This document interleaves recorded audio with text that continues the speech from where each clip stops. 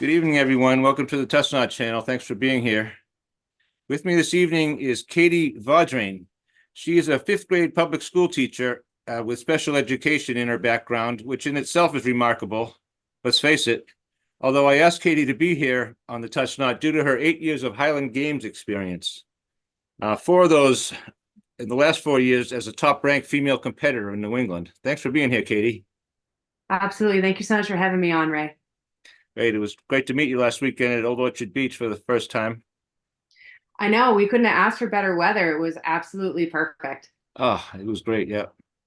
A bit breezy Friday night. Yeah, I saw your video. I was glad that you had the tent stake down. Yeah. Yeah, I would have gone right into the ocean somewhere. Oh yeah. Right.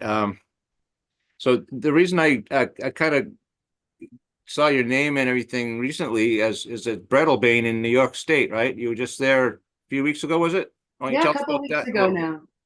Yeah, absolutely. So Mac Dillman is a great guy, the head of the Empire Throwing Club in New Okay. York. Uh-huh. And last year he had posted, there's a New England Highland Games Facebook page, Yes. and kind of all the comings and goings get posted on there. Right. And he had made mention last year there was going to be like an exhibition of Highland Games events, except this year was going to be upgraded to a full competition. And I kind of went back and forth because it was a little bit of a long drive, but gosh, it looked like a lot of fun. So I just had to be there. Katie received the title of Athlete of the Day at the 2024 Brattlebane Games and will be featured on next year's Scottish Ale Can. We are so very proud to have Katie on the Touchnot channel. So you came up out on top of all nine events. Yeah, so it was a good day competition. We started with height events, which is always a little bit tricky. Okay. Sure, we'll talk more about what the events are a little later on in our chat.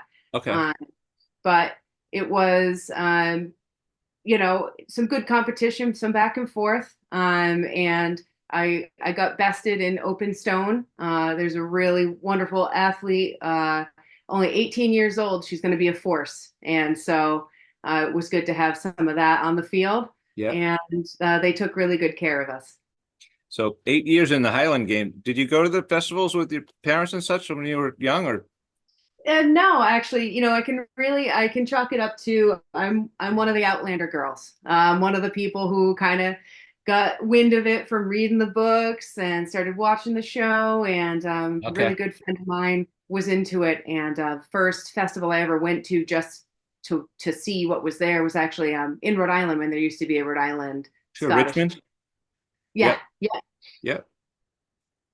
And so followed the cheering of the crowd, right? You hear a big hullabaloo, so Right. kind of wandered that way with my funnel cake and whatever else I had, Yeah. uh, and saw it for the first time in real life. The Scottish heavy athletics, Right. and I could not leave the side of the field. My friends like, come on, we're gonna go shop. We want to do this, and I said, hey, you guys go. I want to watch. And just got pulled right in and had that moment of like, I think I could do this. Yeah. Just transfixed, huh? Yep. And already an athlete growing up, correct? That's right. Yep. In high school, I did do a couple of years of track. I was anticipating just being a runner, but they put a shot put in my hand, so I gave it a go. And that went pretty well. But Right. in college was a soccer goalkeeper and a big rugby fan. Oh, okay. Right. I know you mentioned that it's kind of a crossover. A lot of rugby people seem to be into that, or I'm not sure, Yeah, but I um, think that there's a really solid link between this like big and tough but teddy bear. I think it's that same kind of yeah, community where in rugby at the end of the game it doesn't matter, you are just brutalizing each other, but everybody shakes hands, and I yeah, feel very similar in the world of Highland Games where we're out there with cabers and stones and grunting and groaning and sweating, but we're in between throws just cheering each other on. So you Let's go, Katie.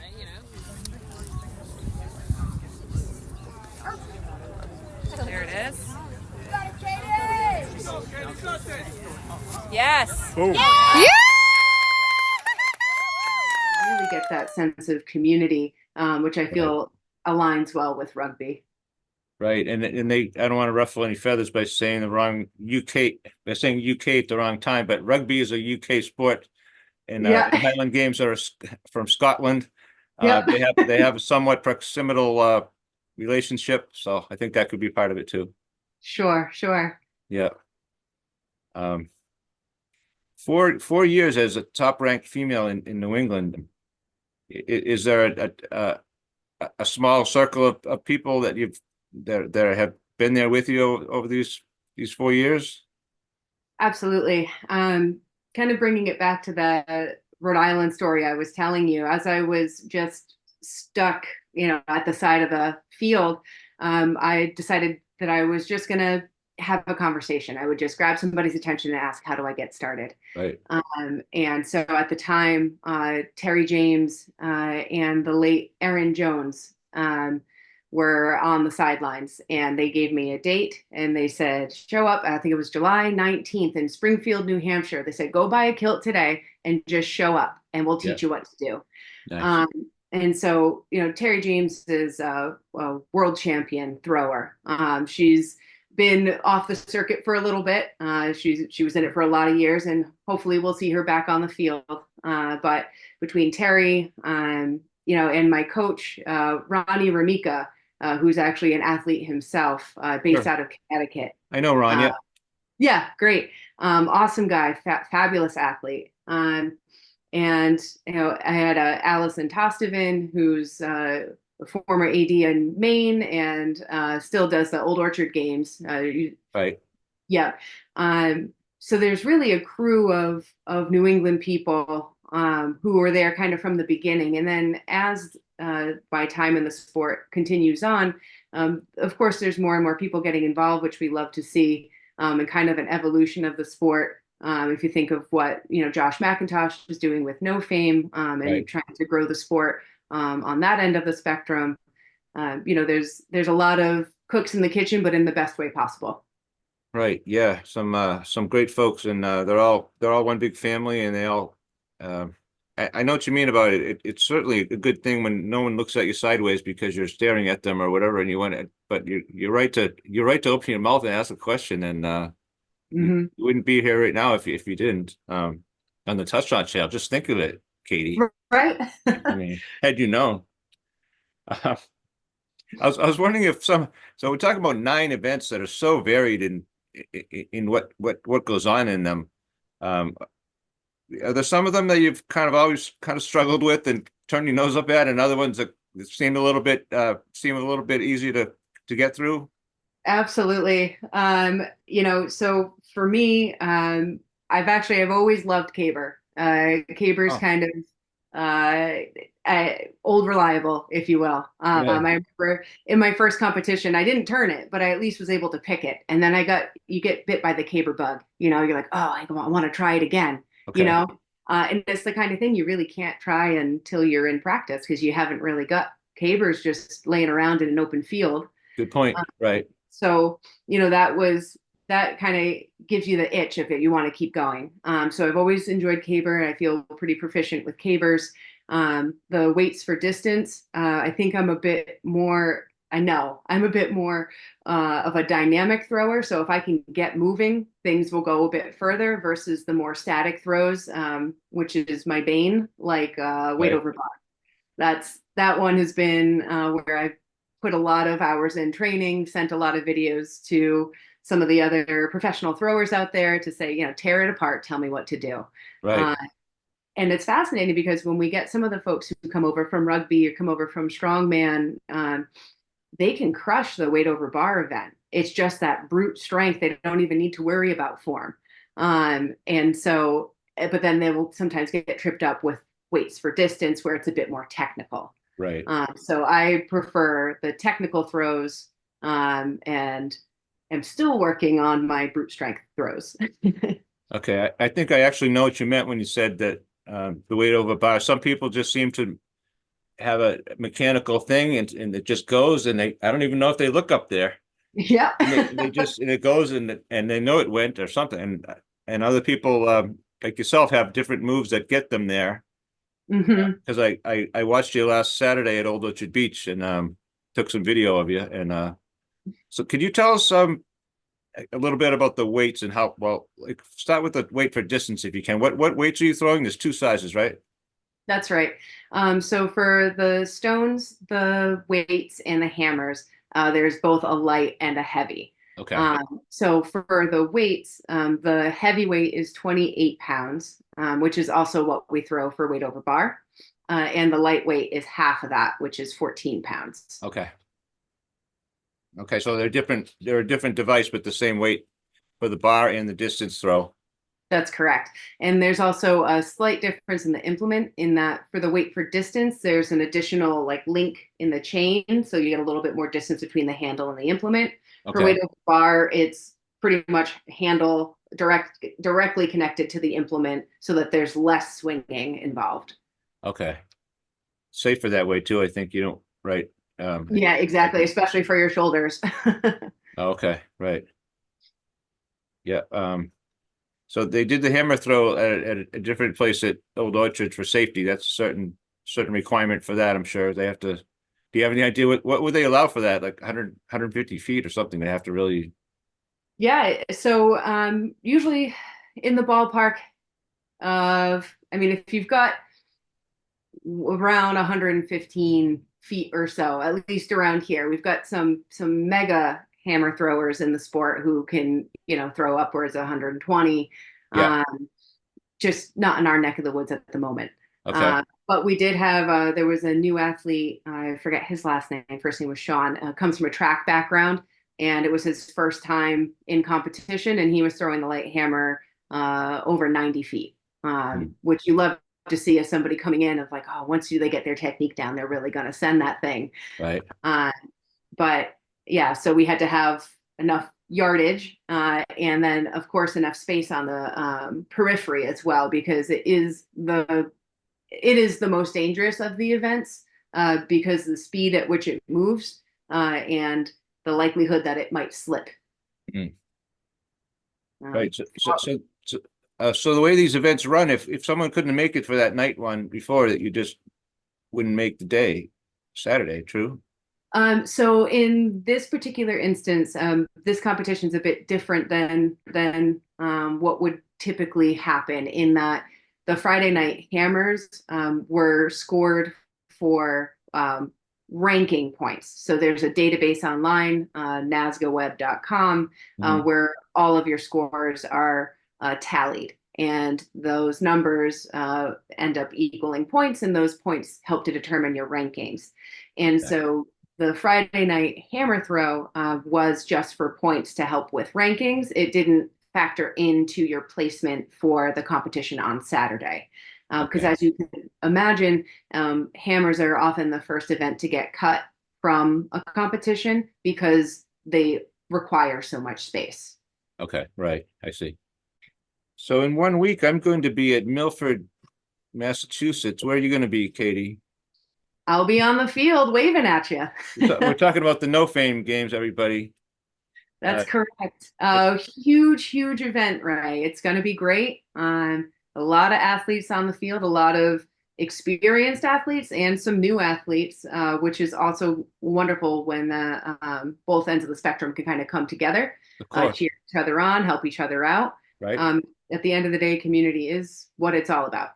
Right. They're you 8 years ago, or That's right. right, literally, and that's how this works.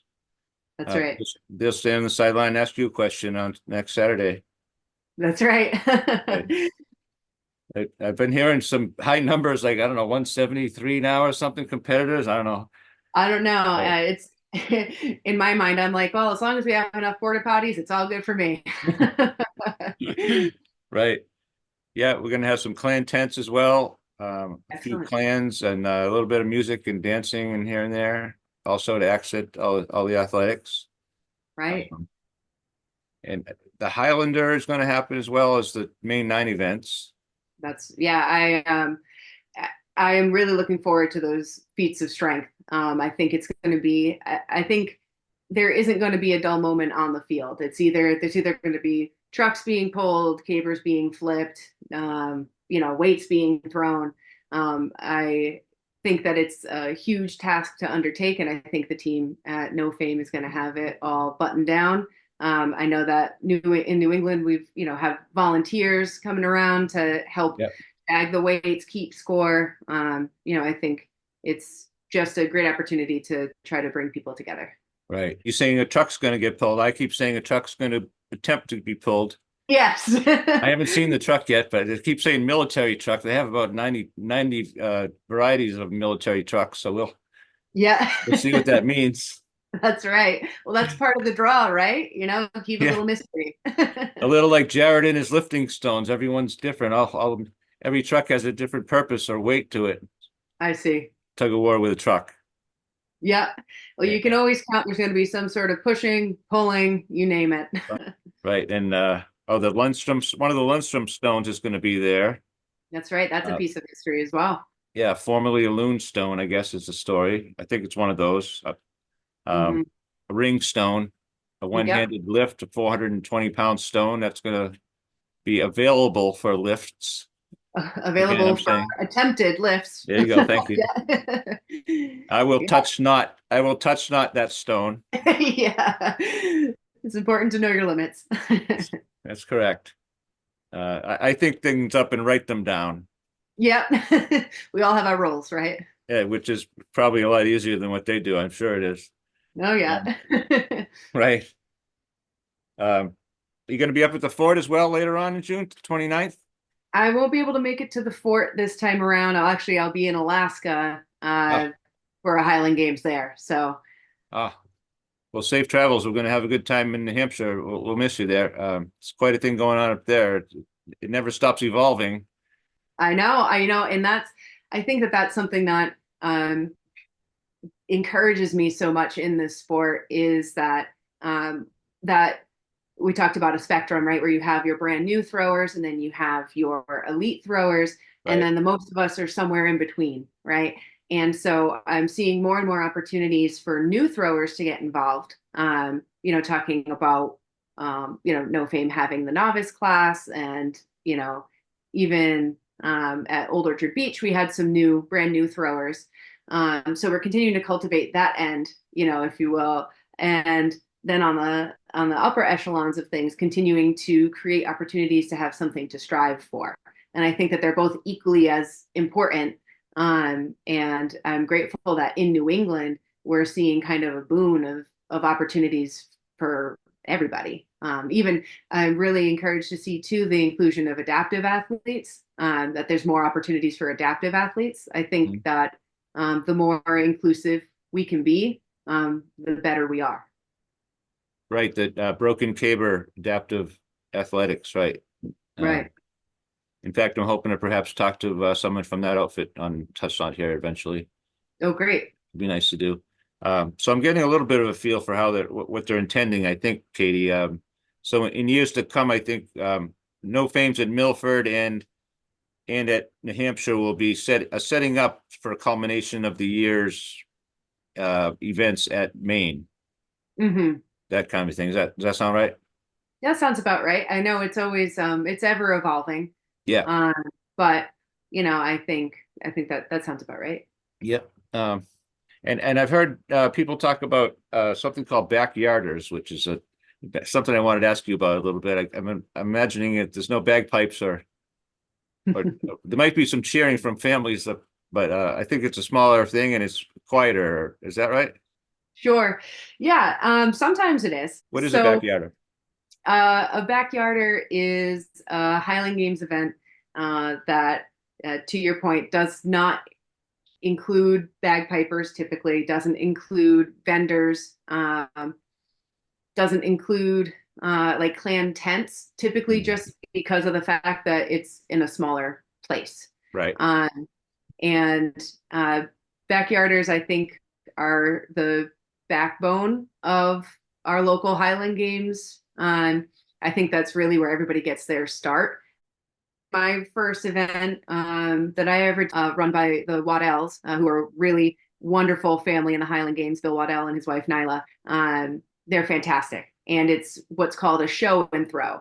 So for example, you were mentioning about No Fames, there's registration. you log in, you sign up, you pay your entry fee, you get a shirt, and all that good stuff that comes with it. Yeah. With the backyarder, it gets posted somewhere. It used to be on NASGA web, but now maybe on Facebook. A date, a time, and a place, and it's what's called show and throw.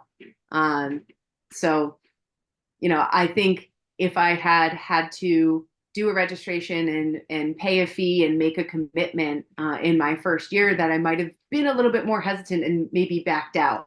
It was kind of a will I, won't I? And so to be able just to drive up and just think, okay, I'm here, I'm doing it.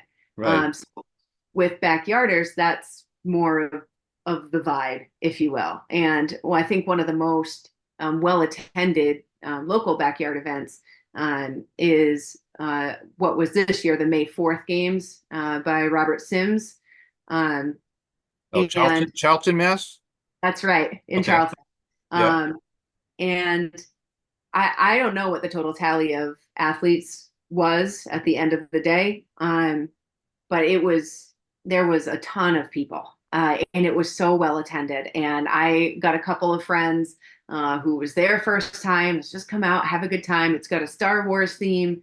Kind of takes the edge off of thinking about scores and points. It feels more like you're going to somebody's uncle's barbecue, Yeah.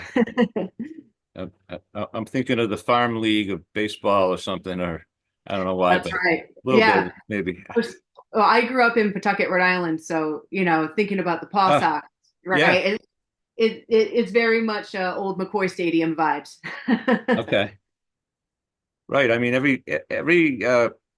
everything needs more people coming into it, or it's not going to survive. You name whatever it is. Right.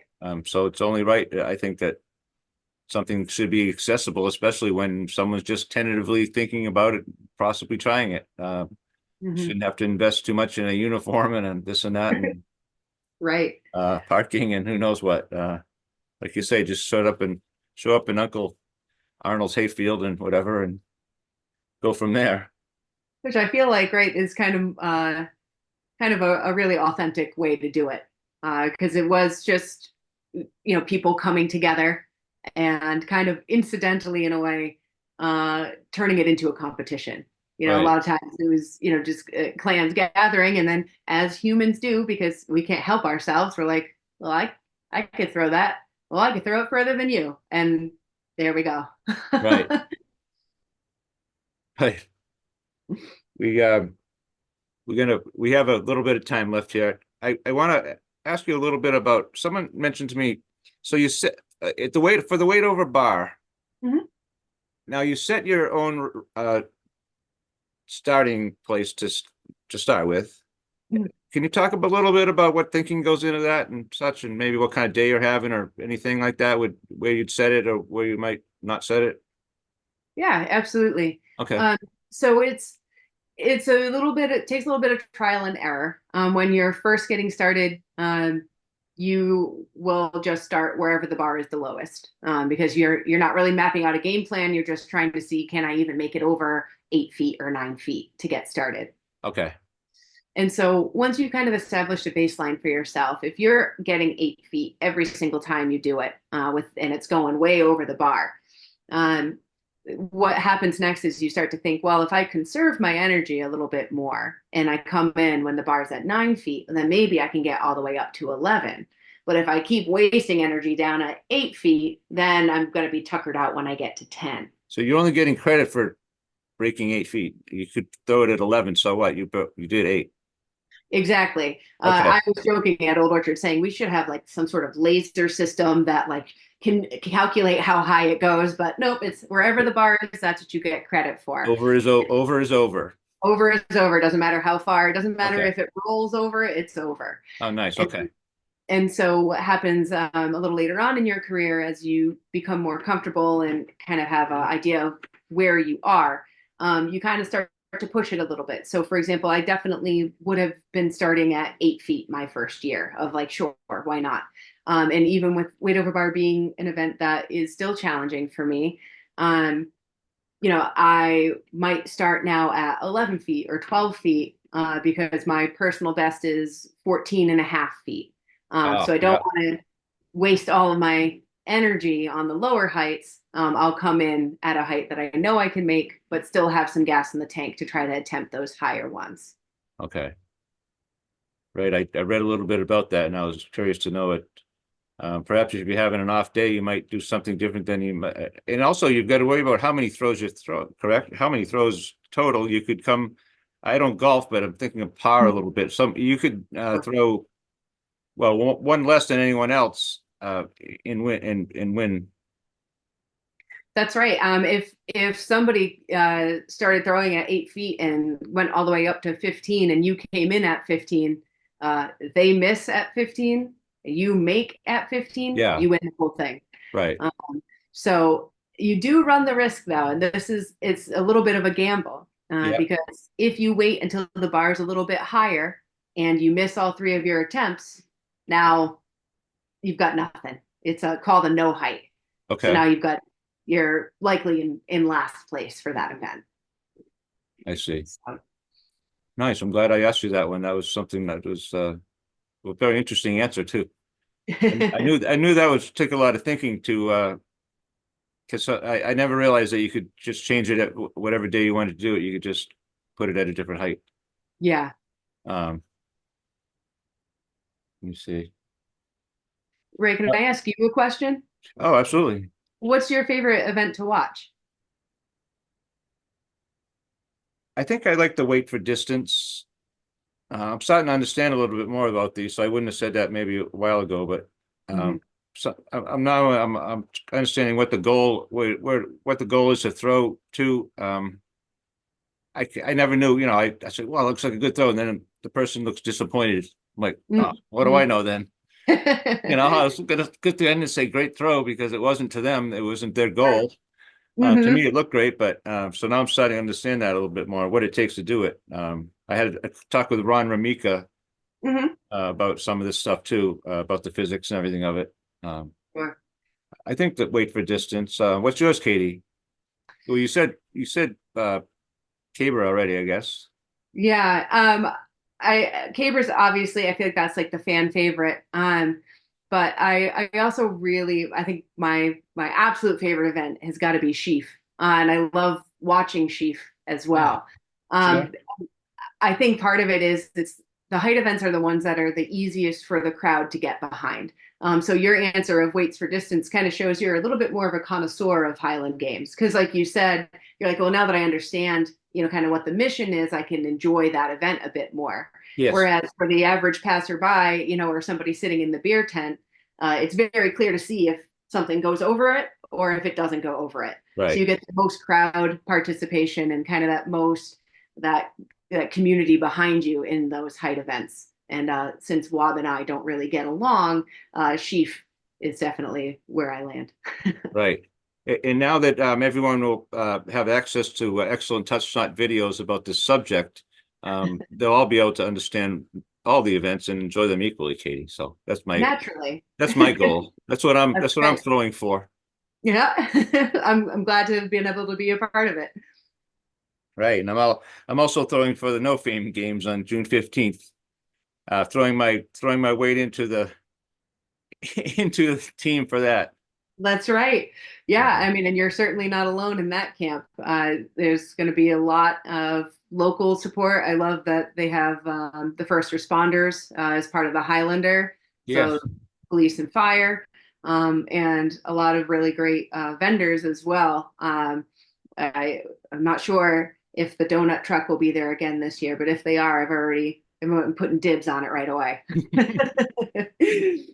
And some gym member teams as well. Oh, that's right. Yes. So as I mentioned, I grew up in Pawtucket, Rhode Island, and so I started my real powerlifting training at Top Strength in Pawtucket. And so Steve Tripp, the owner of that gym, I think has a team put together. So I'll be cheering for them from my side of the field. And to be able to get there for the unloading of it, or they're going to toss it off a truck. I don't know what they're going to do, but I want to see it, whatever they do to get that on the field. A red carpet is what we need. Yeah, there you go. Good one. Yeah. That's right. We'll roll it down the red carpet. It's got a brand new parking lot over there, so that's all nice. That's right. Fancy. It's all nice and fancy. Yep. Yep. Well, I think we're gonna say goodbye in a few minutes here, Katie. I'm really happy you came on the Touchdown channel. This has been very informative, and I hope you enjoyed yourself as much as I have.